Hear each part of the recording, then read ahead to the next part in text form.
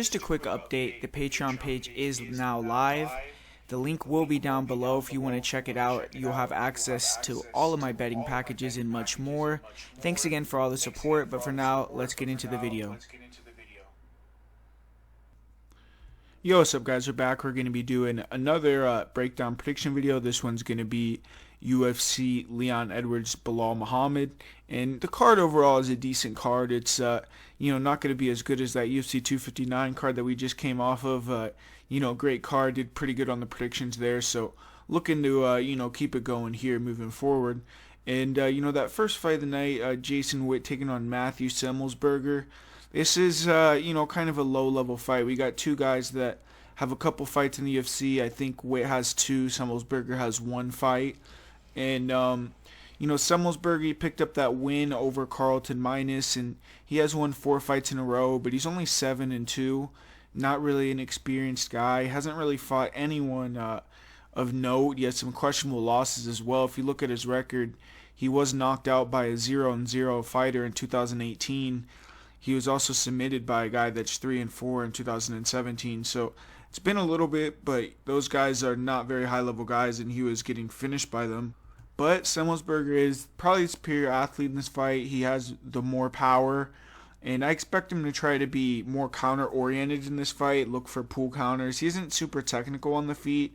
He throws a lot of 1-2s, low kicks, decent jab, and he will explode into some decent crosses. He has a good uppercut, pretty fast hands, and he's going to be dangerous in that middle area, looking to land those shots as Witt gets the takedown. But he did time a hook off of Minus, throwing a naked leg kick, knocked him down. On the inside, he will throw some nice elbows, and he keeps some good forward pressure. He throws decent amount of volume out there.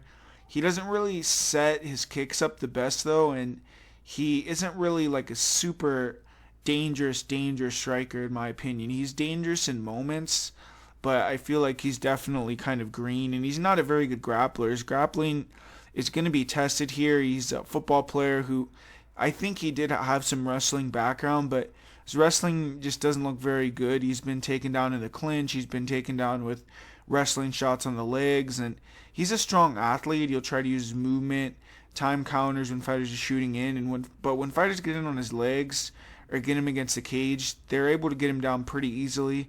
He does have some decent scrambles. He will attack some submissions off of his back, and he likes the leg locks. He does have one heel hook submission win, but I feel Witt will be able to dominate him if he gets on top. His cardio is not the best. He is 2-0 in decisions, but in my opinion, in his fight with Kamchimbekov, I felt he lost that fight. His submission game isn't very high level. You could see when he took the back of a hurt Carlton Minus, he never really even got close to getting the rear naked choke in that fight. And his opponent Jason Witt, he did bounce back, had a good performance in his second UFC fight. He had a fight against a guy in Cole Williams who missed weight by a pretty significant margin, didn't look in shape, but nonetheless he treated him accordingly, dominated him, took him out with the arm triangle in the second round. Nice bounce back performance from Witt there. Witt's another one of these guys that's coming out of Gloria MMA here. He's the more experienced fighter. He's definitely fought the better competition. And, as a striker, Witt is very average. His chin is a real issue. Can't take a punch very well. He's been finished by strikes 4 times. But he's a wrestle boxer, forward pressure striker. He holds his hands low, and he has kind of a wide base, tries to keep the range, but back eyes up with fake level changes, feints, effective pressure. He has a good straight right. He throws some nice lead hooks, and he has a decent uppercut. And, he'll come over the top with some hooks, overhands after the level changes. When he backs guys to the fence, he will swarm, mix in knees, throw some nice body kicks, head kicks. He switches stances. Pretty high volume guys. He's just very hittable, though, and I do question his durability a lot. He'll walk into straights, hooks. There's a lot of naked kicks that get countered, and I've seen fighters wobble him with shots that don't seem very powerful. He's been knocked out 4 times. He got knocked out pretty badly in his UFC debut. He does have 3 knockouts himself, so not really a big power threat. And he's a grinder. That's his game. He likes to close the distance, hit takedowns that catch the cage. He has really good trips in the clinch, good double legs, solid control on top. And in his last fight, He showed good fight IQ. He was attacking singles, doubles right away when the round started. He was able to get Cole Williams down, who is a former college wrestler, pretty easily. And he likes to sit inside opponents full guard. Jason Witt, stay heavy, do just enough to not get stood up. But he is a back taker. He has good rear naked chokes. In his last fight, he was able to smash Williams on top, never relinquished the top position. He landed some big elbows, really fatigued Williams in that first round, and eventually in that second got that arm triangle, finished the fight. Pretty good takedown defense for Witt. He can scramble well. He is not a guy that accepts bottom position, and I feel like his cardio is going to be a weapon in this fight. Needs to keep the pace high, try to melt Semelsberger, really make it a grappling heavy fight. Witt has 8 submissions, 7 of them are rear naked chokes, so that arm triangle was his first non-rear naked choke finish by submission. He does have 10 finishes in the first round, or 7 finishes in the first round, so he starts fast, and if he can't get the finish, he usually does cruise to decision mode, but he did finish in the second round in his last fight. He has good cardio, like I said. I think he pushes the higher pace. And this is a fight where I'm going to take a shot on Jason Witt. It did me good in the last fight. I think other than eating a big shot, he's going to be able to dominate with his grappling. I think he'll be able to get the takedowns pretty easily if he can get Semelsberger against the cage or in on his legs. I think he has the better cardio. And on the feet, there's definitely a chance Semelsberger lands the big shot, and he is the superior striker. But I think that Witt is experienced. He's at the better gym in Glory. They should be able to implement a game plan. And he needs to just move around on the feet, not exchange much. Semelsberger, like I said, is not the most experienced guy, so wait for Semelsberger to overextend, get overzealous. He has good crosses, decent kicks. Semelsberger, he's explosive, but I don't think he's the best striker, really. He isn't super tricky. He doesn't throw a lot of feints, isn't overly technical.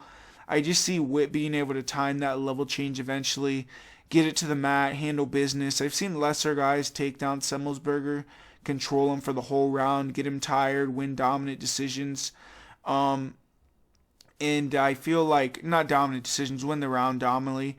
And I feel like, Jason Witt does have a chance to get a decision or a finish win in here. I think he's the superior fighter. And outside of a knockout from Semelsberger, I think Jason Witt is probably going to get the job done. So I'm going to go with Jason Witt to get the win. And up next here, we got the first women's fight on the card with Jinh Yu Frey taking on Gloria de Paula. And, this is a pretty interesting fight because we got a 10-year age gap in this one, which usually almost always favors the younger girl. And de Paula is going to be obviously the bigger fighter as well with, almost all of Jinh Yu Frey's, I believe every single fight that she had previous to the UFC was at atom weight at 105 pounds. So she hasn't been successful at strawweight yet. She's 0-2. But in this fight, she's going to have a lot of advantages. She's going to have a lot of experience on Gloria de Paula. She's also the first southpaw that de Paula has ever fought. So that's something that is going to most likely give de Paula a little bit of issues early on, especially. For Gloria de Paula, she was able to get her UFC contract by winning a decision on the Contender Series. She's 5-2 overall, so isn't really the most experienced or has the best record, but she's defeated back-to-back undefeated fighters, and her 2 losses have came against girls that are in the UFC, even though they're low-level UFC fighters in Isabella de Paula and De Padua, and she also lost to Ariane Cartolosi. So she has 2 losses that are girls that I don't believe have wins in the UFC. I know Cartolosi, she fought Angela Hill, and then I think she had a USADA suspension after that. And her other opponent has no wins in the UFC either. But, de Paula, she is a dangerous striker because she's long, rangy. She's going to have a 2-inch height and a basically 2.5-inch reach advantage in this fight. And she has a good jab, and she throws nice 1-2s. She has fast crosses, and she will let her hands go. She has fast hands. She'll rip the body. She has big hooks, and in the pocket, she will throw some nice short hooks, and she has some power. But she backs straight up, and she doesn't really have the best footwork. Very flat-footed. Doesn't move her head very much, and if you back her to the fence, you can land heavy combinations. She doesn't throw a lot of kicks, but she is a good kicker. She does have nice front kicks, round kicks. She comes into the octagon to bang, and she definitely is someone that's dangerous. She kind of, she dates Maria Bueno Silva, and she has a similar style in terms of she's thrown with power, and she wants to go in there and exchange. But I do feel like Silva is the more athletic girl with less plodding footwork. But Paula, she does have 3 finishes in her 5 wins with punches. She's durable, she's tough, and she's not a great grappler. She, a lot of her losses have came because girls have been able to hold her against the cage, take her down. But she's improved her takedown defense. You see in her fight with Ariane Carnelosi, she was taken out super easily against the cage, and she's improved her takedown defense a lot. She's gotten better at framing, landing big knees to the body, head. She has a good tie clinch, and sometimes the knees can get her taken down, but she puts damage on girls, which is effective, the later the fight goes on. Like I said, she is flat-footed. She backs straight up to the cage, and she looks to counter with the straights as she's going backwards, but fighters who blitz and can land combos can, push her back against the cage and shoot in on her legs or get her in the clinch, and fighters have been able to take her down with doubles most effectively. In Paula's last fight, she did do a decent job of countering the takedown attempts with front chokes, and she was more active on bottom than her opponent was on top. But off her back, she isn't great. She will use leg locks, she scrambles. She's decent at getting up against the cage. Pretty solid arm bar.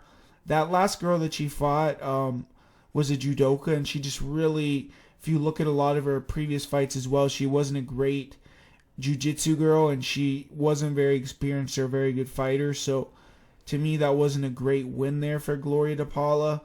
But De Paula, she has taken the back and finished the fight with rear naked chokes before. So she is a semi-dangerous girl on the mat. If she can get into some dominant positions, and she can surprise you with the armbar. For Jinh Yu Frey, she's had a long, successful regional scene career. She was able to beat some high-level girls at atomweight, but her foray into the UFC has not gone as planned. She's gone 0-2. She had a decent performance in her debut, and maybe was on her way to winning the decision, but she got taken down in that 3rd round. And in her most recent bout against Loma Lookboonmee, she showed a lot of toughness. I think she was able to make the 3rd round pretty competitive, but she got beaten up, pretty lopsided decision. As an undersized fighter, already 35 years old, I do believe Frey is fighting for her job here. Frey is fighting on a Fortis, so she is coming out of a pretty solid gym. And, she has fought much higher level competition. I also feel like she is, going to be the faster girl in there. Frey, she has a good jab herself. She has heavy inside-outside low kicks. She has a good straight left-right hook combo and a good overhand left, and she likes to throw a lot of body shots, which I feel like can be effective in this fight. She does have power in her hands, but I don't know if, in this fight, she's going to have, or in this division, she's going to have as much power. And she also can be low volume, a little bit robotic at times, and she can get a little bit predictable. And she needs to not do that in this fight. She has to have a similar game plan to the one she did in her last fight, which is close that distance, go forward, make it ugly, get in the clinch. She can't stay at range here because she is a pretty good grappler. She's aggressive. She'll throw hard punches in combination into the clinch, and she has good knees, good elbows in the clinch. She was showing some pretty decent elbows against Lookboonmee. She's good at pulling fighters into doubles, and she's pretty physical. She has good body lock trips, and on top, she's more about control, which I like. I think she's just going to have to avoid the submissions if she gets on top in this fight. She is a decisionator, so I don't see her necessarily getting many finishes, especially not at 115 in the UFC. But looking at this fight, I think Frey should potentially be the favorite. She's seen much higher level competition. I'm not necessarily sold on Gloria De Paula. To beat Gloria, you just need to use forward pressure, back her up. If you let De Paula walk you down or you stay at range with her, she can keep you at the end of her punches or kicks. She can beat you up. She throws fast combos. She has fast, sharp crosses. Pretty, fast hand speed. Throws decently hard. but she doesn't have much footwork. She's very flat-footed, and you see in fights where she's fighting better competition in Isabella de Paula and Ariane Carnelosi. They're able to back her up. She backs up in a straight line. They can get inside of her reach, force her to fight in close quarters, and from there, defense is not good. She'll stand static against the cage. Fighters can bomb on her in combination. They could take her down, and once you take down Paula, which to me isn't extremely hard to do, you have to look out for the armbar from guard. You have to look out for her guillotine when you shoot in. She has some tricky sweeps she uses, but overall, she isn't a great grappler. She gets tired quick in grappling exchanges, and when fighters pass her guard, they can posture up and do damage. Jinh Yu Frey is a veteran, and she's at a good camp at Fortis MMA that's a known forward pressure and being aggressive type camp. She has a tendency in other fights to hang around on the outside, play the range game, but she's always going to be undersized for this division, and she has to get better at pressing the action. This is the perfect fight to do that. I think she's the superior athlete, the faster feet, even though Gloria probably has the faster hands. If Jinh Yu can blitz her with her punches to back Paula up, she should be able to get her back against the cage, work Paula in the clinch, look for takedowns, look to land combinations off the break, keep Gloria on the back foot. And if she can keep Gloria on the back foot or get on top of her, I feel like she just has to be careful in her guard. But I think overall she's a superior grappler. I think she's going to have the better clinch offense off the break. She just has to be careful of getting caught in that plum clinch or, getting caught with some, big knees to the body, slowing down. I don't think that Paula is going to have a clinch game like Loma Lukbunmi, and she was able to pressure back Loma up, and I feel like Loma has much better footwork than Paula. I don't think Paula, like I said, is going to be able to make Jinh Yu Frey pay as much for the clinching, and I do think that Frey can pressure, land some combos, use her grappling to put the ball in the cage, hit some takedowns, and dog the fight out. She needs a win. She's 0-2 in the UFC, so I'm going to go with Jinh Yu Frey to get the win here. Up next here, we got Jonathan Martinez making his return, taking on Davey Grant.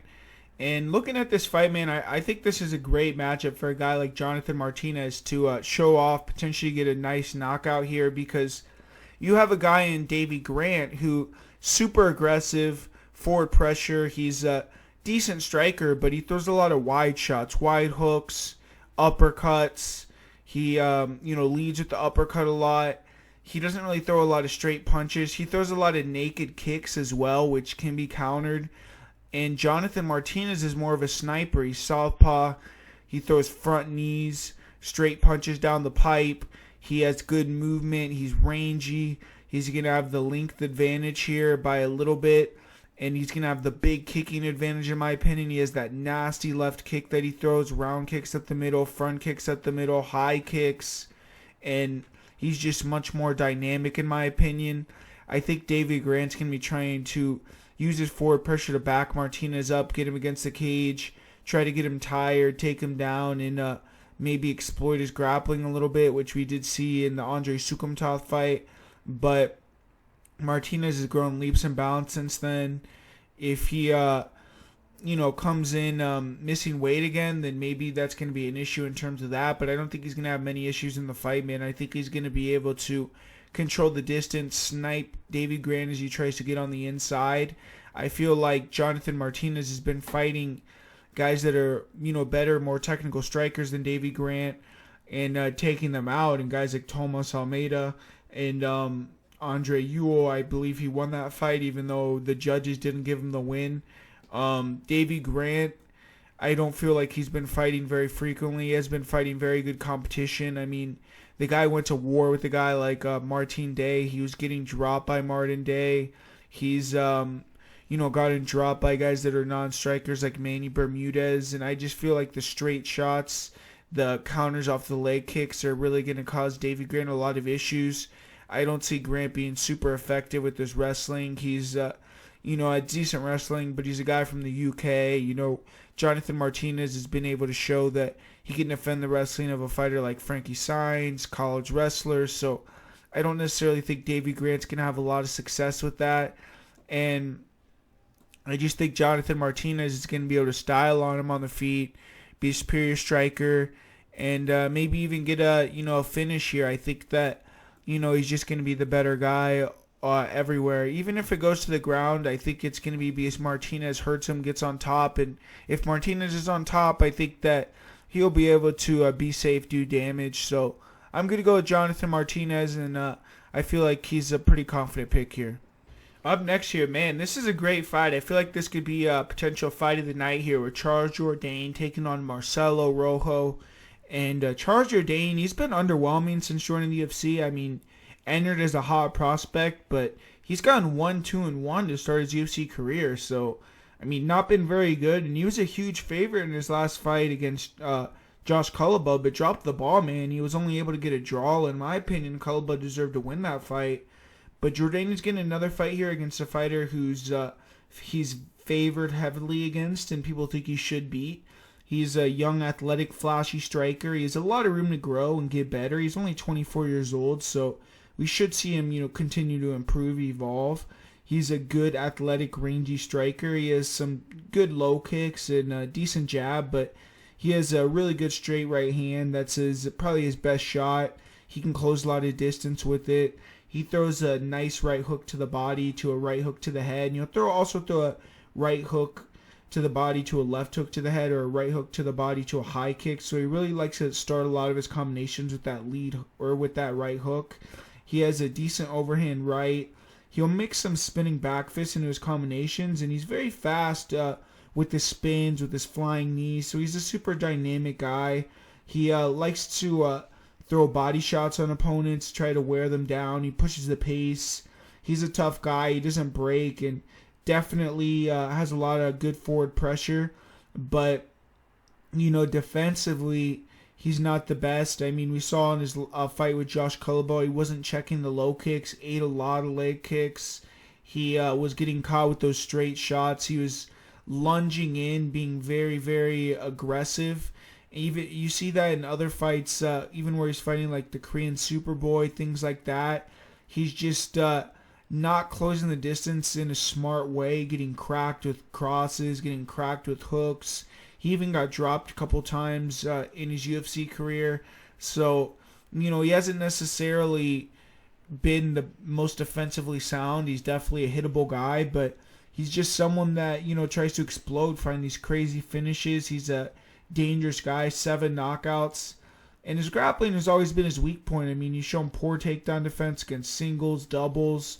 He in his last fight was able to kind of go to his grappling and win the third round against a tired opponent. So that is something that he has shown maybe at least minimal improvement in.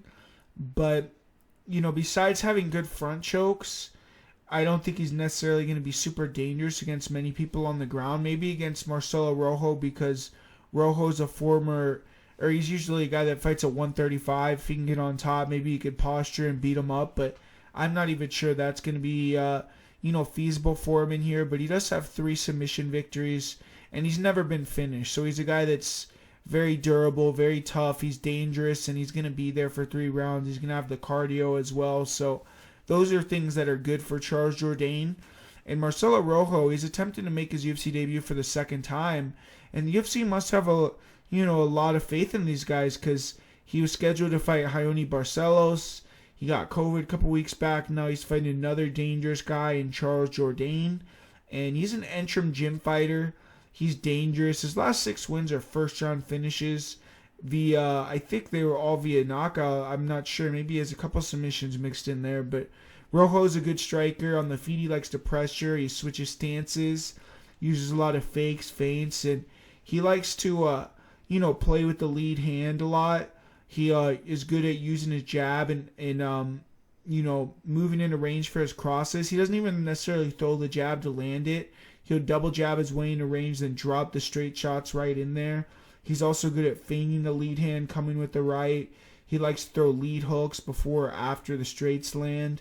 And in his last fight, he threw a jab from orthodox across the distance, switch stances, threw a huge right hook that put his opponent to sleep.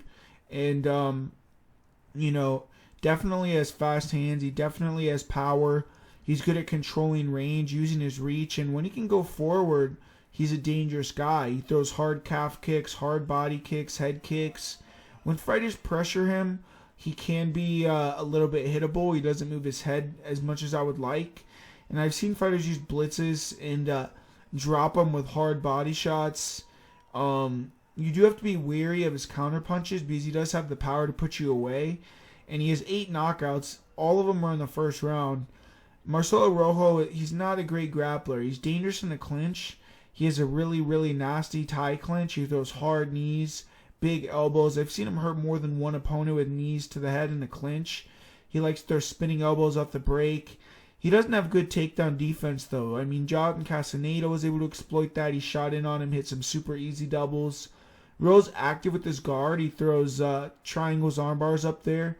He has 4 submission wins, which are all from catching guys from bottom, but they were all against low-level opponents, and you see a lot of deficiencies in his grappling.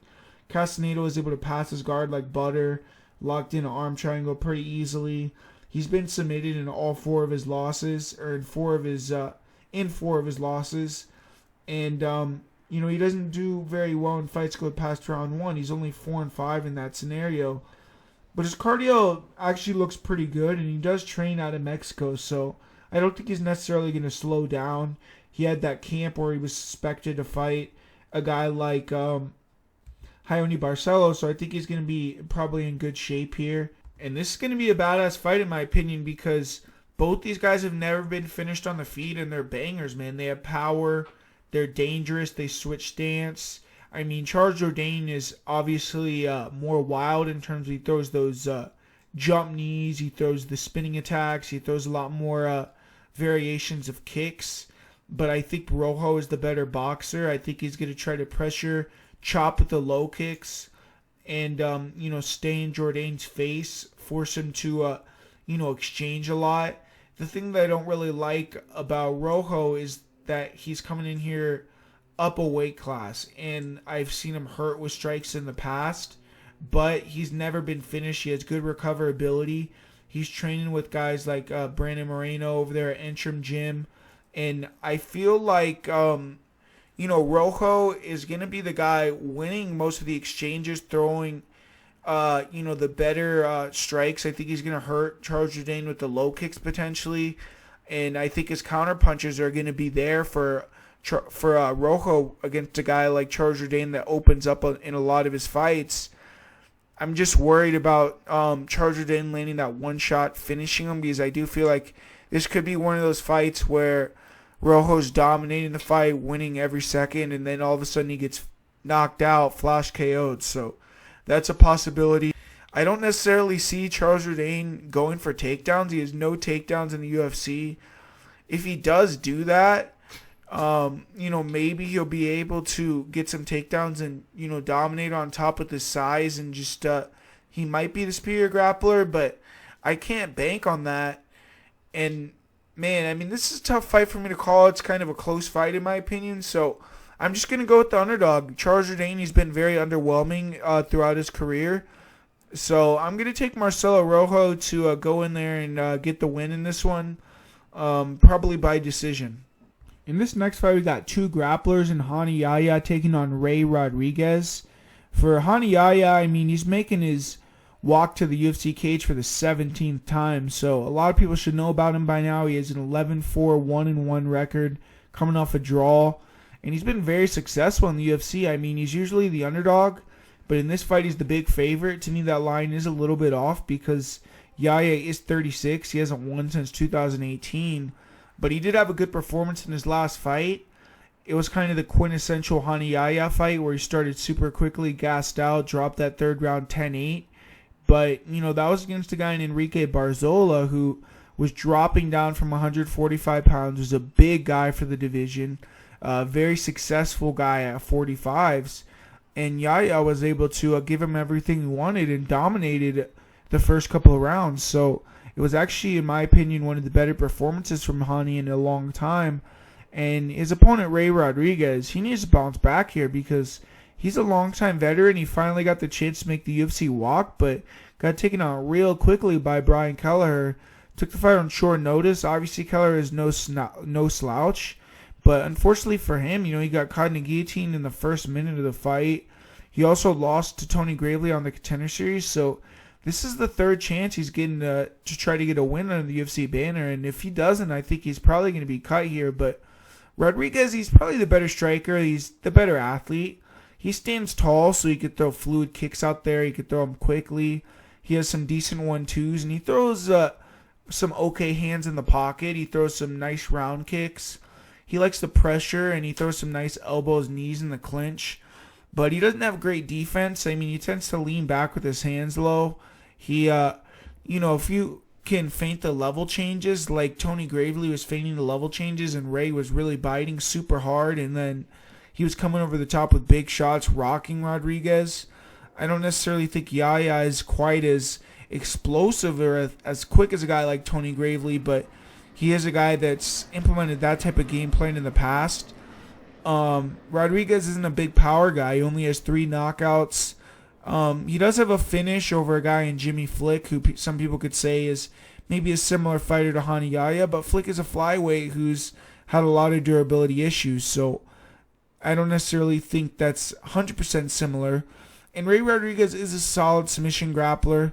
His wrestling is not the best, though, but in the clinch he's dangerous. You have to be wary of his elbows, his knees.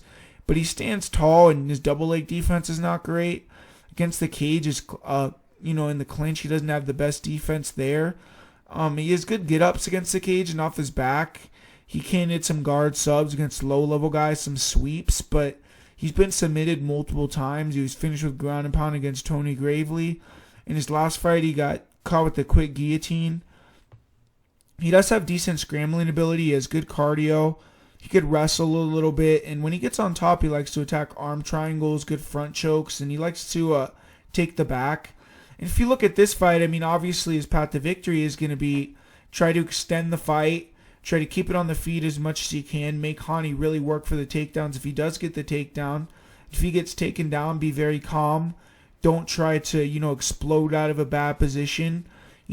Just be patient. Even if you have to ride out the round, and just try to extend Hani as far as you can till you can see he's slowing down, and then really attack him hard, try to get that finish. But, man, I mean, Hani Yahya is a guy that hasn't been finished very much throughout his career. I mean, he's only been finished a couple times by knockout.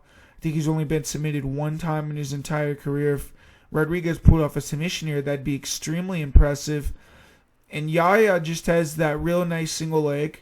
He just shoots takedowns immediately, but he has improved his striking game where striking is the least formidable. I mean, the guy dropped Ricky Simone. He, throws a lot of volume. He's very aggressive. And does he run into stuff? Is he kind of reckless? Yeah. Does he kind of blow his wad? Yeah. But, I mean, against Ray Rodriguez, I'm just not sold on a guy like Ray Rodriguez beating Hani Yahya. These are the guy Hani Yahya beats almost every time. That's why he has 11 wins and only 4 losses in the UFC. So, I mean, if Ray Rodriguez comes out here and takes out Hani Yahya, that'd be, the biggest win of his career by a large margin. He'd beat a guy that's, one of the better bantamweights in the history of the division. But I just see Hani Yahya being able to either win the first 2 rounds and get that decision, or get a submission win. So, going to go with Hani Yahya on this one. And up next here, I think we got one of the worst fights on the card with Cortney Casey taking on JJ Aldrich. JJ Aldrich, she's making a return. She sat out the majority of 2020. She fought Sabina Mazo in January, but, the fight didn't go her way, and she broke her hand, and not sure what happened for the rest of the year, but she hadn't been able to get another fight, even though that fight was kind of a disputed decision. And I actually like JJ Aldrich. She's made me some money. She's won a lot of fights as an underdog, and I feel like she has a good style. Cortney Casey, she stayed very active since moving up to flyweight. This is going to be her 3rd fight in 9 months. And she's been up and down. I mean, she's 5-7 in the UFC. She's coming off getting submitted against Jillian Robertson, which was her first submission loss since 2013. But, she definitely is not really trending to the best. She's 33 years old. And when I'm looking at this fight, I mean, both these girls are predominantly boxers on the feet. I feel like JJ Aldrich, she has that southpaw look, which Cortney Casey, she hasn't seen very often, and she's 0-1 against southpaws. So even in her one fight where she faced a southpaw, she didn't really, look very good. So I do think that's going to be kind of something that Casey's going to have to deal with a little bit. It does open that, that kick to the legs, to the body, which I think Casey's going to be trying to throw, but I don't necessarily think Casey has the best kicking game. And J.J. Aldrich does have sharp crosses down the middle, real good 1-2s. I think she's going to be countering. I do feel like Aldrich has the better footwork, the better movement. She isn't really the best mover, isn't the most athletic girl in her own right, but Cortney Casey, very plodding, kind of flat-footed, likes to sit in the pocket and brawl with people. And I don't feel like J.J. Aldrich is going to play that game. J.J. Aldrich is going to be trying to pot shot and move like she always does. Use kind of her taekwondo background to not necessarily throw kicks or use kind of taekwondo techniques, but keep the footwork going, land, evade, move out of the way, be in and out. And I do feel like J.J. Aldrich is going to potentially be able to get some takedowns as well. I mean, we've seen Cortney Casey get taken down by almost every opponent in the UFC. Her takedown defense is putrid, so that I do think is going to be something that J.J. Aldrich potentially could go to at the end of rounds if the rounds are close. But, I do feel like J.J. Aldrich is on the feet going to be able to compete as well. I mean, I think, like I said, she has the better footwork. I think she's a little bit more accurate with her shots and her punches. And,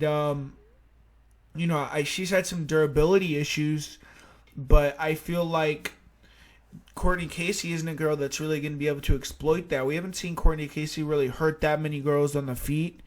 I feel like Aldrich is not going to give her the fight she wants in terms of staying in the pocket. She's going to be touching and moving a little bit more. And I think that she's just going to be able to frustrate Casey, maybe walk her in even more shots. I'm going to go with J.J. Aldrich on this one. It's not an extremely confident pick, obviously. I don't think you can be confident in either side on this one.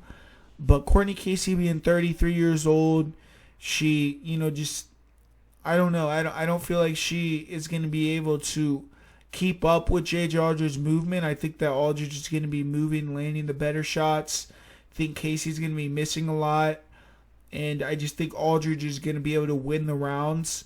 If Casey goes in there and hurts her and takes her out, I mean, congratulations. But I don't necessarily see that happening. And I think J.J. Aldrich is going to be able to win if it goes to the points. So I'm going to go with J.J. Aldrich. And up next here we got a banger of a fight. This fight could be good. It could be kind of boring. But on paper, it has potential here with Eryk Anders taking on Darren Stewart. Both these guys, more on the Darren Stewart side, have real entertaining fights. I feel like a lot of Eryk Anders' recent fights have been, a little bit lackluster. But he has gone to Factory X for this camp, or not Factory, Fight Ready. So he's training over there in Arizona. He's training with some, good fighters, and I feel like that could potentially help him. He's been out for 10 months, which is something that he usually doesn't do. He usually jumps in fight camp to fight camp, fights every 4 or 5 months. So now that he's taking some time off, maybe he's going to come in here with a little bit better skill set. Obviously, he's a great athlete, being a former, Alabama football player, but his opponent, Darren Stewart, is a great athlete in his own right. In my opinion, the much faster, sleeker guy with the better movement. And, I think that's going to be kind of the tail of the fight. I don't feel like necessarily Eryk Anders is going to be able to cut the cage off on a guy like Darren Stewart. We've seen Darren Stewart in certain fights kind of brawl, get a little bit sloppy. But we've seen him in other fights, like when he fought Eric Spicely, even when he fought Bavon Lewis, even though that was kind of a boring, non-eventful fight.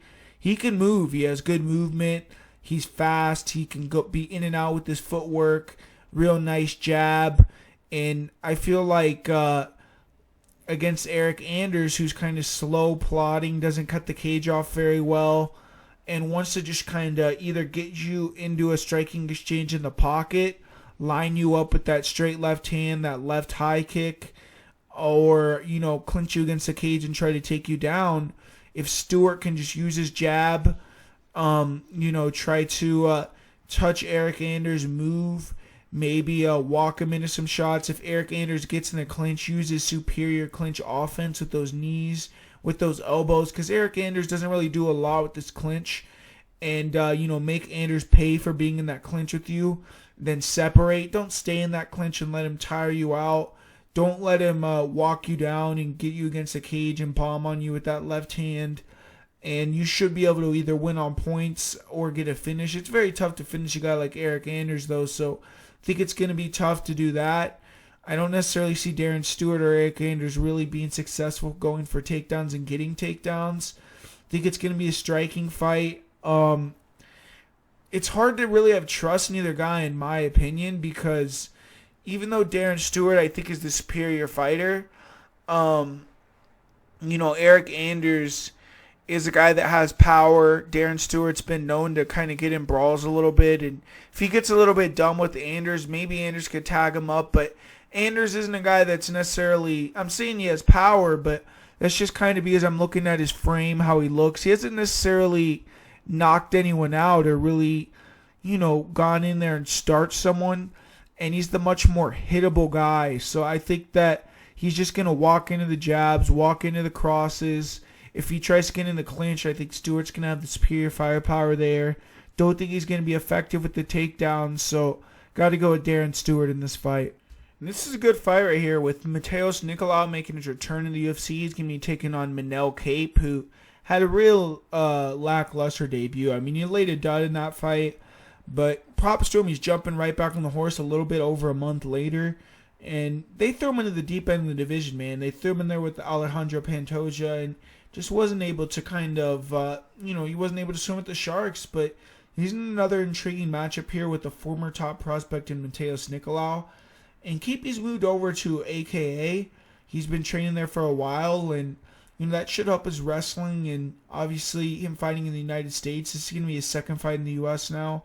So he's gotten that out of the way. And I feel like you look at his fight against Pantoja, it was a little bit weird because he was using a lot of wrestling. His hands weren't as good, so maybe there was too much focus on the grappling in that camp and kind of took away from his striking a little bit.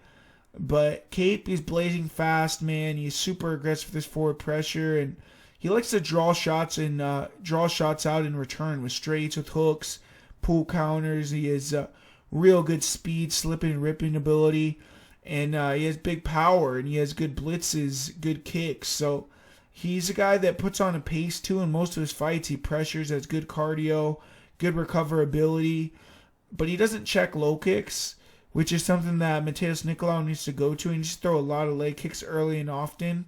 And I feel like Kape's kicking defense overall just isn't the best. But Kape's never been finished by strikes. He's pretty tough, durable. And, he showed his grappling was pretty good in his last fight. He didn't get taken down. He was able to deny all the takedowns, even hit a couple takedowns of his own. And I feel like, him being super athletic guy, I don't think Nicolau is going to get takedowns. I think this is going to be a striking fight. And Kape just has to let his hands go more in this fight. I mean, the thing is, Kape's only 1-3 when fights go to decision. So that's a little bit alarming, man. I mean, if the fight goes to a decision, is Kape going to not throw enough offense again? But for Matheus Nicolau, I feel like he was unjustly cut in 2018 because he was 3-1 in the UFC. He had beaten some guys that are pretty good, like Luis Smolka, like John Moraga. And he just got caught with the head kick early against another top guy in Dustin Ortiz. But he's gone undefeated since leaving the UFC. He hasn't been very active, though. But he's 2-0. He hasn't fought since 2019, so he's coming off quite a bit of a layoff. But he's a technical kickboxer. He's big for the division. He can kind of match the size of Manel Kape. He has good tight defense, good distance control. He likes to pressure, uses jab, low kicks, draw out opponent strikes, and his main weapon is his right hand. He's always looking to counter with the right cross. He definitely has power. He's a pretty explosive guy, but doesn't throw with a lot of volume. He just kind of looks for that big straight right hand, the left hook, and sometimes he can get a little bit wild. He can wing big counter overhands. He likes to throw that rear uppercut. His movement and his counters look solid in his last fight, and he was even flashing a lot of flying knees, and he usually keeps pretty tight defense, but sometimes he gets overeager. Like I said, he gets wild on his counters, and I feel like he's necessarily not the most durable guy because he's been finished by strikes in both of his losses, Even if you watch his last fight, he kind of got wobbled, rocked a little bit by one of the shots of his opponent. So I do think that, maybe his chin isn't the best. Even if you watch that fight with Dustin Ortiz, he blocked the high kick, and it still knocked him out. So, I do feel like Kape, if he lands clean on this guy, he's going to have a chance to take him out. But Nicolau's a very sharp guy, tight defense. He needs to be very composed in this fight, walk him down, chop the legs, and, try to just maybe even look for takedowns. Because I do think Nicolau, he's a strong grappler. He has good reactive takedowns. He likes to use the single to take the back, and he did get taken down in his last fight, but he did show a good job of scrambling. He attacked leg locks, and I doubt he's going to have to deal with getting taken down versus Kape. He does have this superior jiu-jitsu, but he does slow down, and I feel like if Kape pushes a pace or kind of just backs him up and makes him think with feints, fakes, he is going to be the guy that's more fresh down the stretch. He was able to even win that third round against Pantoja as well. So I'm going to go with Manel Kape. I think he's going to be able to find that chin, get the knockout. But, man, I mean, his last fight being so bad, to me, kind of, it's hard to be super confident, but I'm going to go with Manel Kape. And, yeah, we got deja vu here with Angela Hill taking on Ashley Yoder. And I literally broke this fight down last week, so, I mean, not really going to add much to it, but going to go with Angela Hill again. I mean, I feel like this is a rematch. I think that Angela Hill is actually the girl that's progressed more in her skill set over Yoder. She's fought much superior. I mean, she's fought almost everyone in the top 10. She's been successful against some girls. She hasn't been able to get any big marquee wins, but she's been in there. She's been able to drop girls like Jessica Andrade, like Claudia Gadelia, push them to split decisions. And, Ashley Yoder just has been in there with the lowest level of the division. I mean, she's been in there with maybe a Mackenzie Dern here and there, maybe a Randa Marcos, but even them, I don't think they're at the same level as Claudia Gadelia, Michelle Watterson. So, I mean, I think it's inarguable that Angela Hill has been fighting the better opposition. And, when Ashley Yoder fought Angela Hill the first time, she was even greener in her jiu-jitsu skills and her wrestling skills. I think she's even leveled up in that aspect. And on the feet, I don't think it's, much of a contest. I think that Angela Hill has, much superior speed. She has much better punches, much better kicks. She's going to be throwing the more volume, way more volume. I mean, it's not even comparable.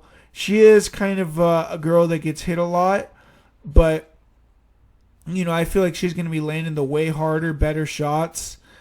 I don't see Yoder being effective in the clinch. I think Angela Hill has the superior clinch offense there, and I feel like, Angela Hill is way better at range. So in terms of what Yoder's going to have to do, I mean, she does have that big reach advantage. She's going to have to try to make it a super high-paced fight. Clinch Hill up against the cage, really make it dirty, make it nasty, hit some takedowns. But I just feel like Angela Hill, I mean, she showed in her last fight against Watterson, who I feel like has much better level changes, who has better clinch takedowns as well. She was able to stuff almost every single takedown of Michelle Watterson. So, I mean, if Ashley Yoder is able to get on top, she is going to have some success, in my opinion. I don't necessarily think she's going to be able to find a finish. She's not a finisher. So even that, I feel like, is another thing that Angela has in her favor. I don't think she's going to necessarily be able to take her down in 2 separate rounds. I don't even know if she's going to be able to take her down in 1 round. So I got to go with Angela Hill in this one. And it's a pretty confident pick. But, I mean, Angela Hill over 3-1. I mean, it's kind of, a wide number there. But definitely got to go with Angela Hill.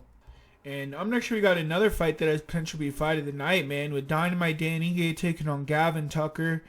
And real interesting fight. It's a clash of styles because Gavin Tucker, in my opinion, he likes to be more on the outside, be a rangy striker, or grapple. I mean, he's a good grappler, good striker. He's a well-rounded guy. Dan Ige, more the forward pressure, likes to be in boxing exchanges on the feet, and he's a grappler in his own. And I do feel like Dan Ige has the superior boxing, but Gavin Tucker is the better mover. He has good kicks, and he's a tricky guy. I mean, he's a shifty guy. He switches stances a lot. I mean, he's southpaw, but lands a lot of his best shots from orthodox, man. I mean, if you really watch his fights.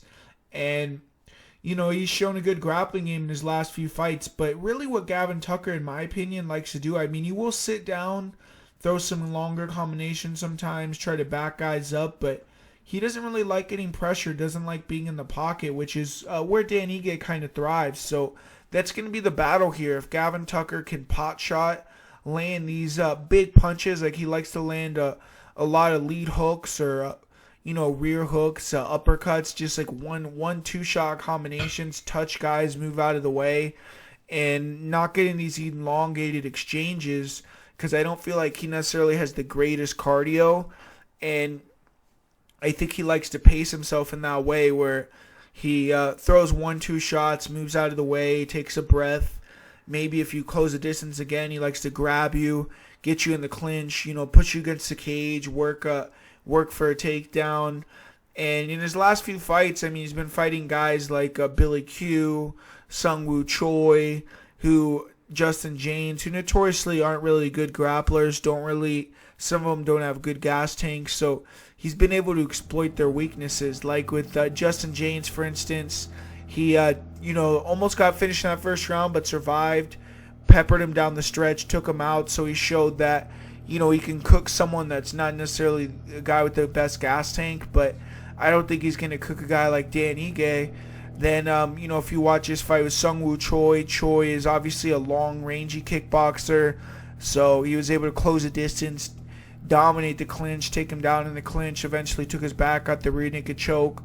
If you look at his fight with the guy like Billy Q's a guy that's very forward pressure oriented, but very reckless, kind of, I'm not going to say not effective pressure because it is effective, but he takes shots to get on the inside and doesn't really have the best wrestling. So Gavin Tucker put on a great performance in that fight. He was able to attack the body very effectively, landed a lot of nasty knees to the body, and slowed down Billy Q's forward pressure, was able to make the fight more his pace, and he was able to hit takedowns and dominate on top. And he is a black belt under Renzo Gracie. He's a guy that, if he gets on top of you, he's able to do damage, get into dominant positions. He has 2 rear naked chokes in his last 3 wins. But I do feel like against Dan Ige, I think Dan Ige is going to be the superior grappler. I think that he's going to be the better wrestler.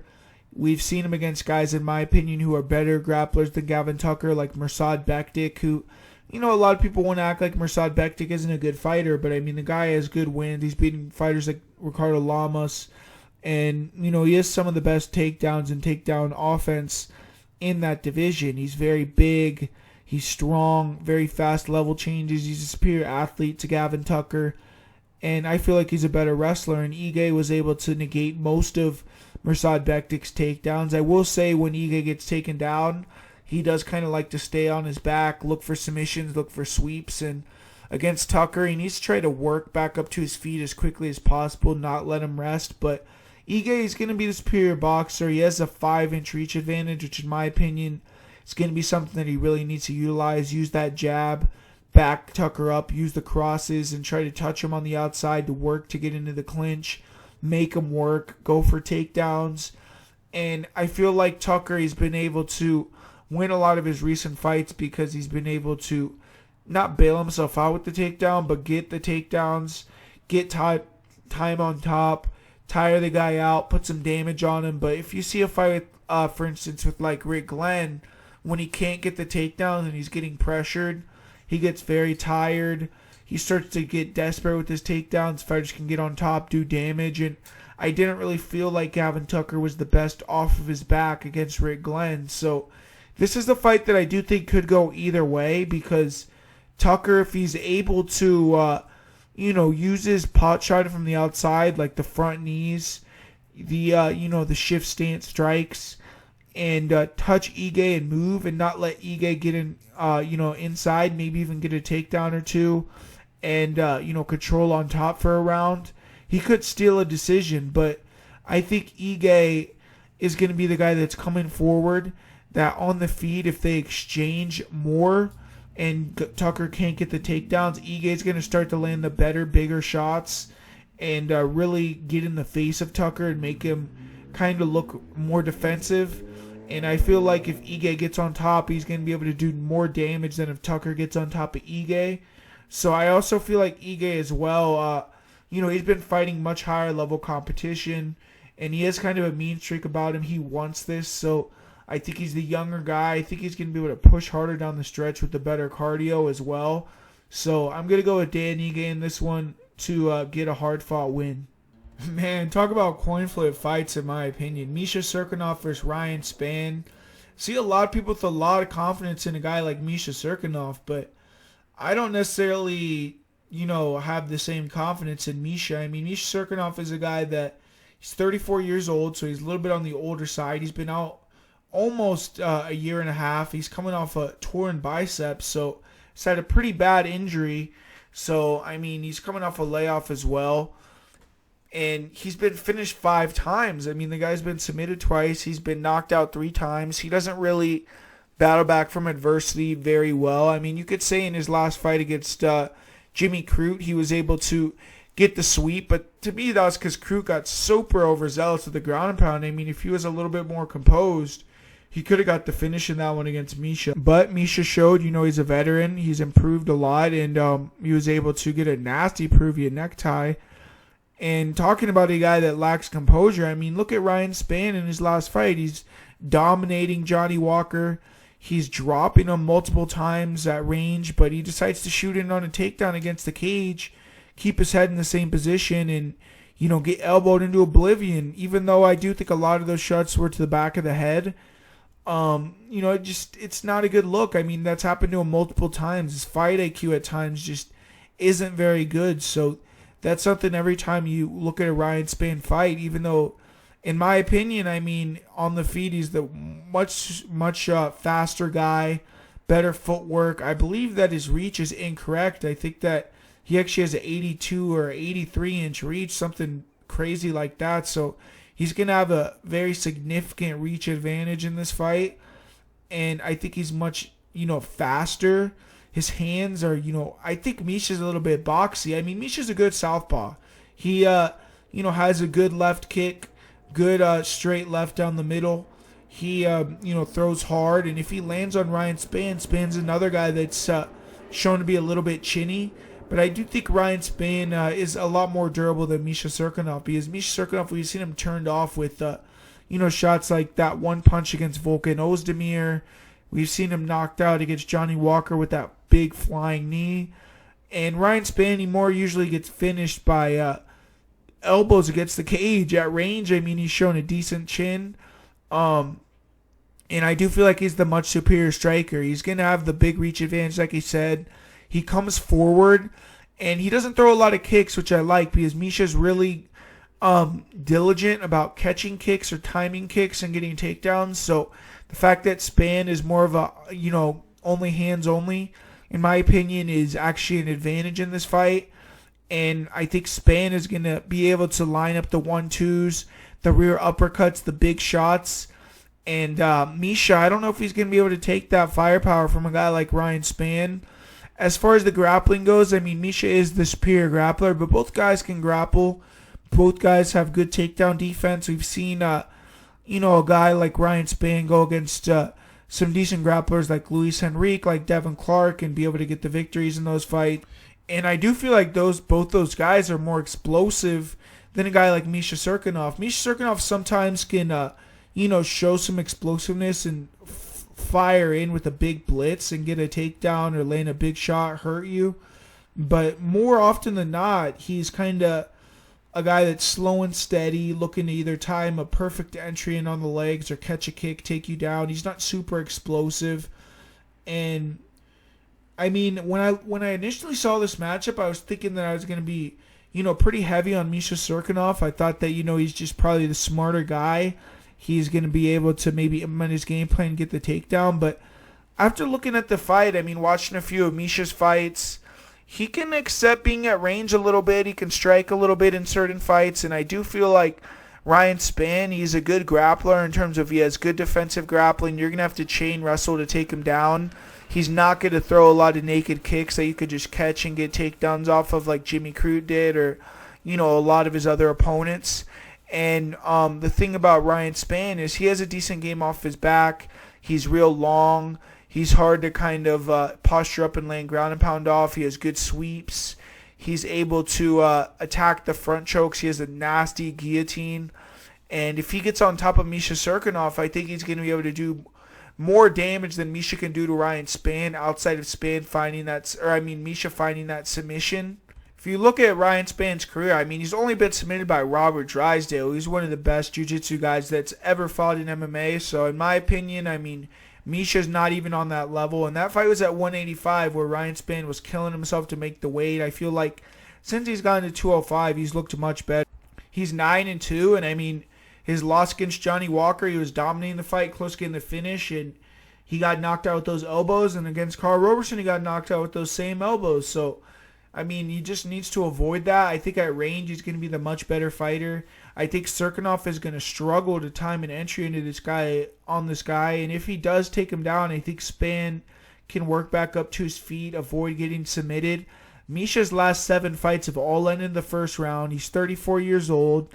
He hasn't fought in almost 18 months. So I feel like Spann is going to have the superior cardio. He's just going to have, more in the tank in the second and third rounds. All the fights start on the feet, and both these guys on the feet are going to have an opportunity to hurt each other.